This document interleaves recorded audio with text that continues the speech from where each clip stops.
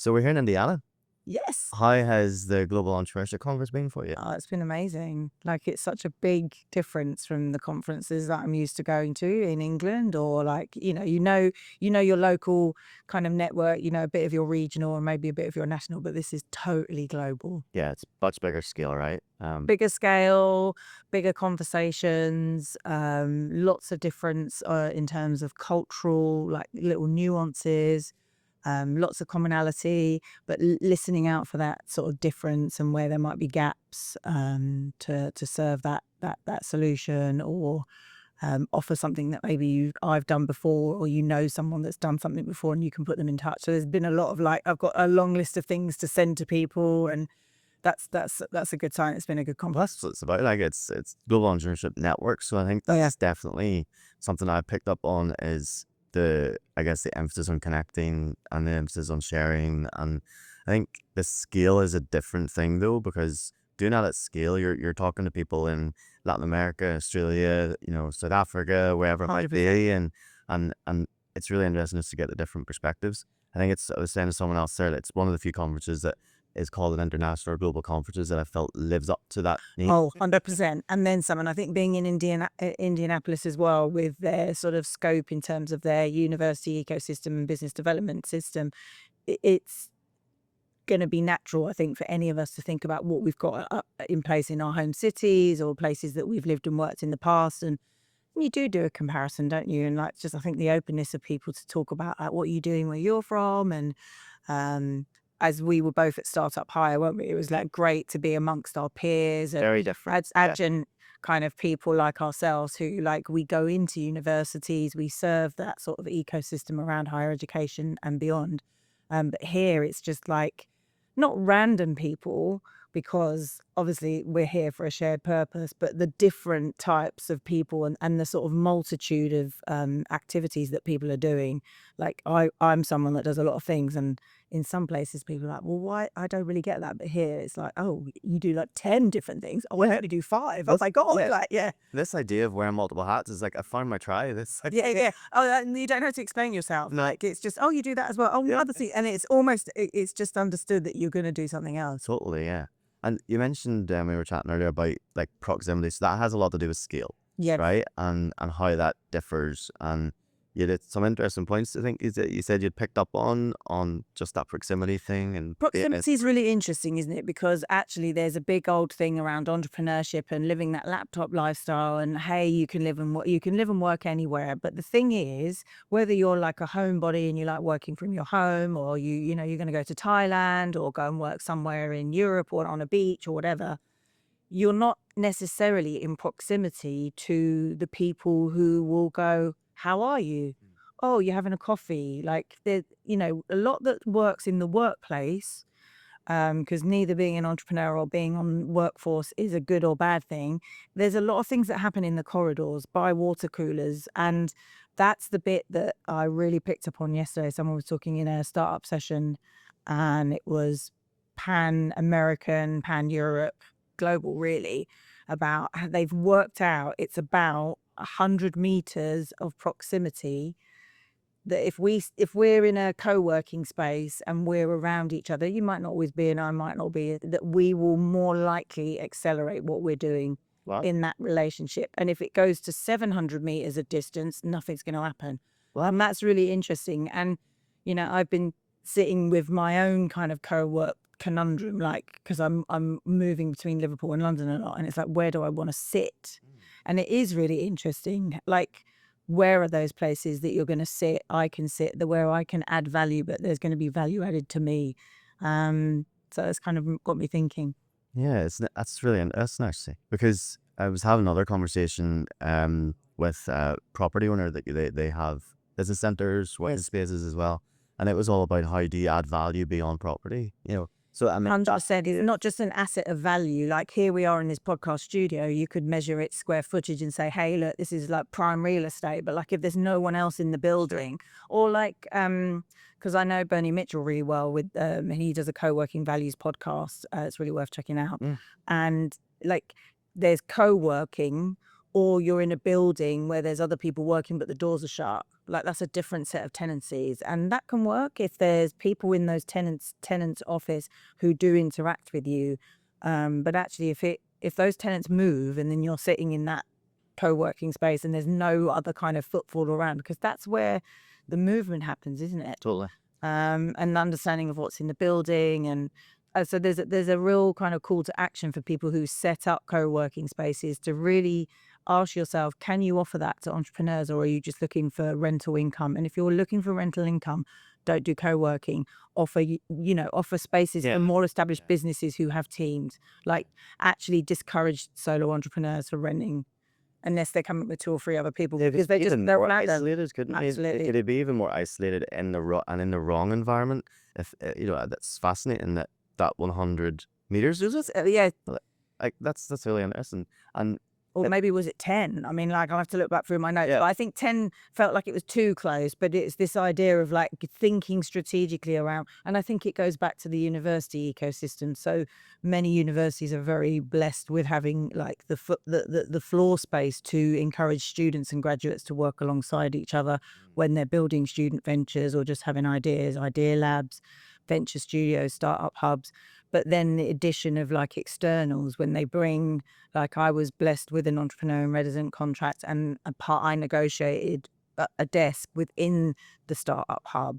So there was all kinds of us. There was academics, students, graduates, externals, and those conversations. Like, I remember really vividly, 2 student entrepreneurs who pivoted from like website design into security technology, because people were going, yeah, yeah, go for the bid. mm, Stay, we'll go and get you pizza. No, but you've got to get it in tonight. Like, come on. right. Like, and you probably wouldn't get that at home or working somewhere on your own. Totally. I totally get that. Like, we're a fully remote business. We've Right. got a team scattered across the UK and further afield. That's right. And that's a real benefit, right? It does, yeah. It has cost benefits, but it also has, I guess, talent attraction benefits too. We've got, I of course would say the best team ever.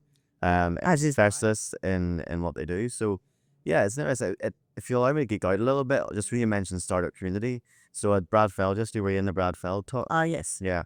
So I've read his book before, Startup Community, and in the Startup Community Way. I think he makes a really interesting distinction between startup communities and entrepreneurial ecosystems, because startup communities, his words were, the sole focus and purpose of a startup community is to help the founders succeed, 100%. and the startup community should be led by the founders, 100%. because everybody else, when you look at what we would traditionally think of as entrepreneurial ecosystems and the actors, so the universities, the councils, the ESOs, or whatever they may be, they're all motivated by different things. They all have to get different things out to Everybody's survive. got that vying kind of mission statement, and somehow, some way, they find maybe the founders are the connecting point, or the economic regeneration, or job creation, whatever it is. They go, oh, we all share that one thing in common. Exactly. We can collaborate. But I guess a university's mission is not solely to create founders. They have other No. driving missions, and I think that was an interesting distinction. Like, startup communities are more natural; they're led by founders, but they're supported by the entrepreneurial ecosystem. It's almost like the circle. Like, the inside's the startup community, and the outside's all of the different factors that he uses the word instigate.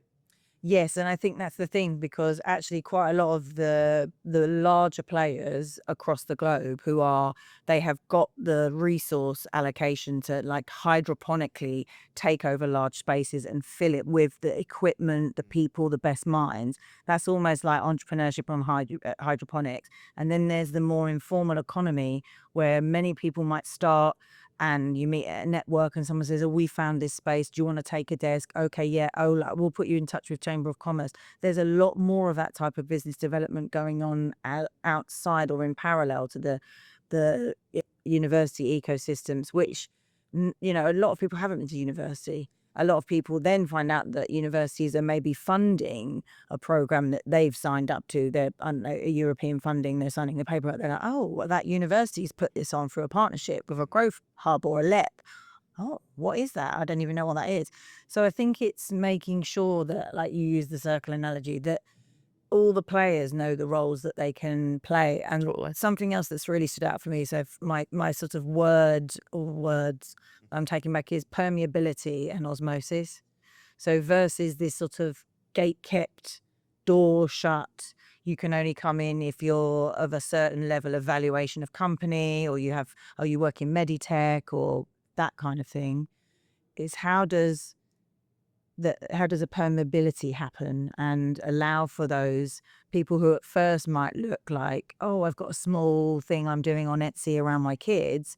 And that goes quite well for that person. And then suddenly they're employing 2 people or 3 people. And then they sell that to someone else and then they're doing a franchise. Like, so I think I'm always interested in like entrepreneurship in a person's life, not as a sort of one time thing. It's like it's a lifestyle. Well, that leads nicely into like your role. So you're an award-winning, a global award-winning Yes, correct. coach, entrepreneurial coach. So that's really interesting. So tell us a little bit then from a coaching perspective how this has been, and I guess how is there something you want to take away specifically for that role as a coach? Yeah, I think so. Like, so thank you for talking about the competition. So I would say I'm so pleased that coaching has come up so much, coaching and mentoring, and especially having Brad Feld here. Um, the AI is so important. Use it as a tool. I really believe, if you want to use a hammer, you're going to put a nail in the wall, probably. Hopefully, not for anything else than that. And with AI, you can blend it and change it. And of course, you can make AI your coach. You could build an app that's an AI coach and all of those things. But certainly, what we keep coming back to in the conversations is where's your heart? Where's your authenticity? And so that's what I'm taking away in terms of my coaching is that's key to everything that I do. Um, It's interesting on the AI piece. So I assume obviously in the circles that you're in and your own network, are you seeing without going down into the deeps of AI because I've been told I've catastrophized a little bit about it, but where do you see that mainly impacting your industry? I guess the coaching profession. Is and there I a think it's exciting because I think, for me, coaching is an observed behavior that's become a billion-trillion-dollar industry. So if you can observe a behavior, that means anybody can do the behavior, regardless of how we would judge someone else's ability to listen or see or hear, because we're all very unique.